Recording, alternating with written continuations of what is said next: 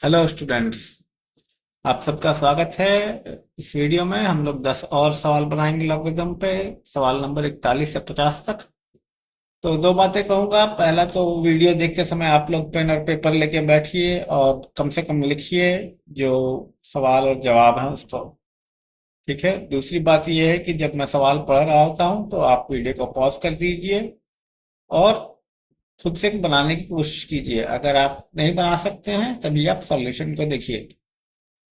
तो बिना किसी देरी के शुरू करते हैं। 41वां सवाल कहता है, अगर log x बटा क्यू माइनस आर बराबर log y बटा आर माइनस पी बराबर log z बटा पी घटाओ क्यू, तो सिद्ध करना है x के power q plus r, y के power r plus p, z के power p plus q is equal to x का पावर p, y का पावर q, z का पावर r। तो दिए हुए अनुपातों को हम मान लेते हैं k के बराबर। तो k के बराबर मानेंगे तो log x हो जाएगा k इंटू के गुना q minus r. Log y हो जाएगा के गुना आर घटाओ पी। लॉग जेड हो जाएगा के गुना पी घटाओ क्यू। तो अब इसको क्यू प्लस आर से मल्टीप्लाई करेंगे तो ये हो जाएगा q plus r log x is equal to k q square घटाओ आर स्क्वायर। दूसरे वाले को आर प्लस पी से मल्टीप्लाई करेंगे तो आर प्लस पी हो जाएगा, दूसरा टर्म हो जाएगा आर प्लस पी गुना लॉग वाई बराबर के आर स्क्वायर घटाओ पी स्क्वायर। तीसरे वाले को p प्लस क्यू से मल्टीप्लाई करेंगे तो हो जाएगा p plus q log z बराबर के पी स्क्वायर घटाओ क्यू स्क्वायर। अब ये सबको जोड़ देंगे तो ये q प्लस आर इसके पावर जाएगा, हो जाएगा लॉग x के पावर q प्लस आर। इसमें r प्लस पी पावर में जाएगा y के, तो हो जाएगा log y r plus p, y के पावर r प्लस पी। और तीसरा हो जाएगा लॉग z के पावर p प्लस क्यू। और राइट हैंड साइड देखेंगे आप, साइक्लिक सम है तो ये हो जाएगा 0। तो अब इन तीनों को मल्टीप्लाई करेंगे तो हमको मिलेगा x के power q plus r, y के power r plus p, z के पावर p प्लस क्यू बराबर 1। अब फिर से दोबारा पहले टर्म को यहाँ पे जो लिया है, ठीक है, ये जो है दूसरा लाइन, उसको p से मल्टीप्लाई करेंगे log x को तो हो जाएगा k p गुना q minus r. log y को q से मल्टीप्लाई करेंगे तो हो जाएगा k q गुना r माइनस p। और log z को करेंगे r के साथ तो हो जाएगा k r गुना p माइनस क्यू। अब फिर से सबको जोड़ देंगे तो लेफ्ट हैंड साइड हो जाएगा log x के पावर p जोड़ log y के power q plus log z के पावर r बराबर 0। यानी कि x to the power p, q के पावर y के पावर q, z के पावर r बराबर 1। तो left hand side right hand side बराबर हो गया। 42वां सवाल कहता है y बराबर a के पावर 1 बटा 1 घटाओ log x आधार a के साथ, z बराबर a के पावर 1 बटा 1 घटाओ log y आधार a के साथ। तो सिद्ध करना है x बराबर a के पावर 1 बटा 1 घटाओ log z घात आधार a के साथ। तो ये दिया हुआ है ये दोनों, तो हम z में y का मान रख देंगे तो ये हो जाएगा a के पावर 1 बटा 1 घटाओ log, यहाँ पे y का मान रखेंगे, y का मान है a के पावर 1 बटा 1 घटाओ log x विद बेस ए, और इसका बेस a होगा। तो अब ये log a का बेस a है तो ये 1 हो जाएगा। तो हमारा जो सिंप्लीफाई होकर आएगा वो होगा 1 बटा 1 घटाओ 1 बटा 1 minus log x with base a। अब दोनों साइड का log ले लेंगे आधार a के साथ। तो लेफ्ट हैंड साइड हो जाएगा z का log आधार a के साथ, और राइट हैंड साइड हो जाएगा 1 बटा 1 घटाओ 1 बटा 1 घटाओ log x आधार a के साथ।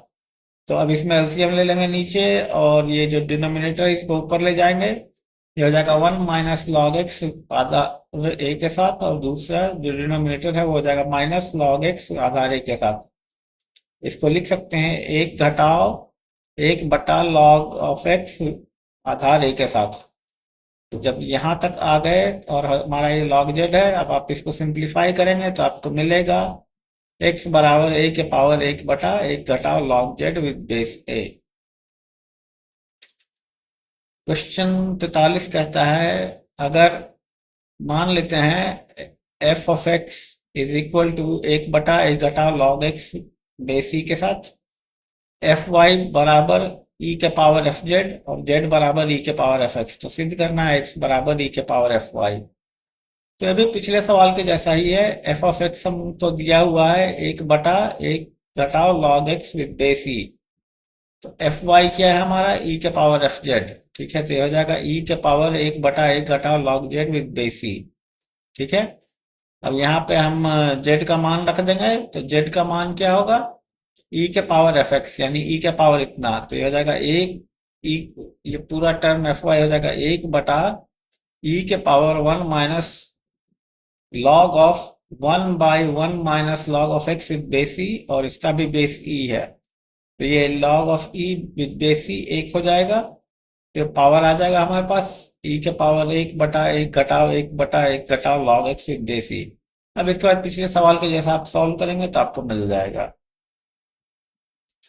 44वां सवाल कहता है, 44वां सवाल जो है बिल्कुल 31 नंबर के जैसा है।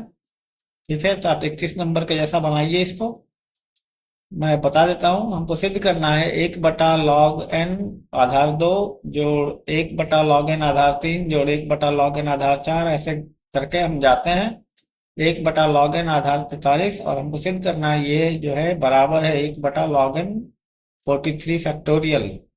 तो पिछले सवाल में मैंने फैक्टोरियल बताया, आप उसको जाके देखिए। तो इसमें हम इन सबको ऊपर ले जाते हैं, तो जो आधार है वो लॉग की जगह आ जाएगा, और जो नंबर है वो आधार में आ जाएगा। तो ये हो जाएगा log 2 आधार n जोड़ log 3 आधार n जोड़ log n 4, ऐसे करके log n 43 तक जाएगा। और फिर हम इन सबको मल्टीप्लाई कर लेंगे, ये हो जाएगा log आधार n 2 गुना 3 गुना 4 43 तक। तो ये हो जाएगा log 43 factorial with base n। अब इसको फिर से नीचे ले जाएंगे, ये हो जाएगा 1/log n आधार 43 फैक्टोरियल के साथ, जो हमारा राइट हैंड साइड है। अगला सवाल कहता है कि हमको दिखाना है कि 2 गुना लॉग ए जोड़ लॉग ए स्क्वायर जोड़ log a cube up to log a to the power n बराबर n into n plus 1 log a.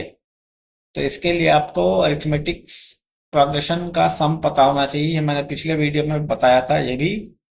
तो अगर आप इसमें देखेंगे तो 2 कोफिशिएंट होके बाहर आ जाएगा, 3 यहाँ आ जाएगा और n यहाँ आ जाएगा।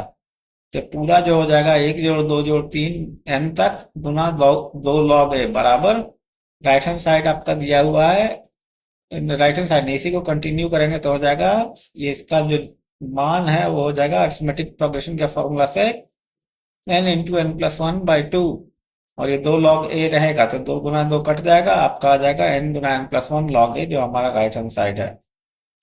46वां सवाल कहता है कि हमको 12 के पावर में कितने अंक हैं वो बताना है, लेकिन आप इसको गुणा नहीं कर सकते हैं। दिया हुआ है log 2 का मान और log 3 का मान, जो कि 0.301 है और 0.477 है। तो हम मान लेते हैं कि जो पॉजिटिव कैरेक्टरिस्टिक्स है किसी नंबर n का, उसका मतलब है उस नंबर में n प्लस 1 डिजिट है। तो हम log y लेते हैं, 12 गुना log 12 होता है, तो इससे हमको आता है 12.96, जो मान है वो रखने पर। तो 12.96 का कैरेक्टरिस्टिक्स क्या है, 13 है। तो number of digit, sorry, characteristics क्या है, 12 है, तो नंबर ऑफ डिजिट्स 13 होंगे। सवाल 47 कहता है कि कितने धन पूर्ण अंक जो हैं वो होंगे जिनका कैरेक्टरिस्टिक्स 2 है जब आधार 3 है।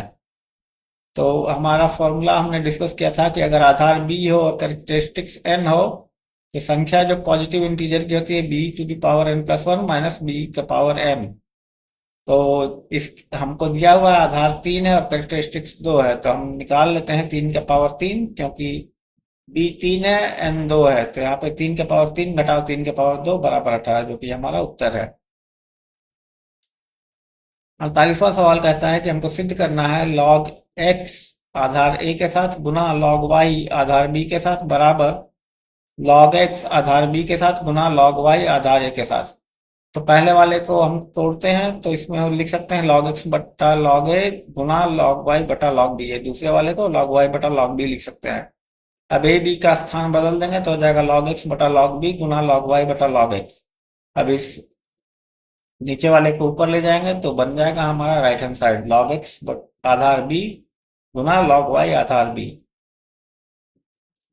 49वां सवाल कहता है कि अगर ए बी सी गुणोत्तर श्रेणी में हो ज्योमेट्रिक प्रोग्रेशन में, तो हमको सिद्ध करना है log x log आधार ए log x आधार b log x आधार c HP में है। अब हमको पता है कि जब कोई चीज जीपी में होती है, इसके लिए आपको जीपी पता होनी चाहिए, तो बी बाई ए बराबर सी बाई बी, क्योंकि ये जीपी में है। अब हम इसका लॉग लेते हैं, तो लॉग लेने पे आएगा log b Aadhaar x minus log a Aadhaar x बराबर log c minus log b। अब log b को एक तरफ ले आते हैं, log a को इस तरफ लाते हैं, तो हो जाता है 2 log b बराबर log a plus log c। यहाँ पे c होना चाहिए, एक c मिसिंग है, 49वें में टाइपिंग मिस्टेक है। तो अब ये फॉर्मूले से हमको पता चल जाता है कि log a log b log c AP में है, तो उसका जो अब आधार और संख्या है वो अदल बदल कर देंगे तो HP में हो जाएगा। यानी कि log x Aadhaar a log x Aadhaar b log x Aadhaar c HP में है। तो आप ये सवाल छोड़ सकते हैं अगर आपने प्रोग्रेशन नहीं पढ़ा है। प्रोग्रेशन पढ़ने के बाद इस सवाल को दोबारा बनाइए। 50वां सवाल जो इस सेट का आखिरी सवाल है वो कहता है कि कितने जीरोज हैं डेसिमल दशमलव और पहले सिग्निफिकेंट डिजिट में, जबकि हमको निकालना है 0.0504 के पावर 10, यानी कि इस अंक में दशमलव और पहले सिग्निफिकेंट डिजिट के बीच में कितने जीरो हैं।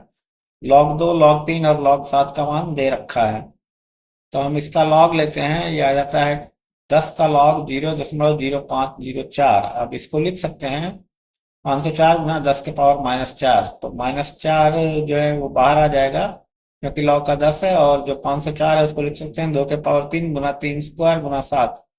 तो इन सब का पूरा मान जो है 12.98 आता है। अब कैरेक्टरिस्टिक्स इसका देखेंगे तो -13 है, इसलिए जो नंबर ऑफ जीरो है डेसिमल और फर्स्ट सिग्निफिकेंट डिजिट में वो 12 होगा। तो इसके साथ ही हम इस सेट के सवाल को खत्म करते हैं, और मुझे उम्मीद है कि आपको मजा आ रहा होगा। मजा आना बहुत जरूरी है, अगर मजा नहीं आएगा तो बड़ी भारी दिक्कत है। मजा आना चाहिए सवाल बनाने में। और आप हमेशा पेन एंड पेपर लेके वीडियो देखिए, बिना पेन एंड पेपर लिए आप वीडियो मत देखिए। और हर सवाल को बनाइए, समझिए। और अगर आपको दिक्कत आ रही है समझने में तो आप एक काम कीजिए, आप इस थ्योरी को पढ़िए। इस थ्योरी को पढ़े बिना आप नहीं समझ सकते हैं कि क्या चल रहा है।